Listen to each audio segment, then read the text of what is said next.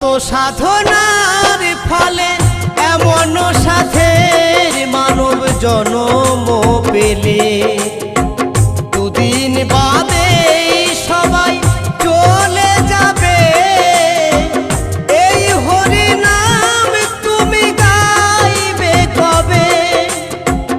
এই হরি নাম তুমি গাইবে কবে?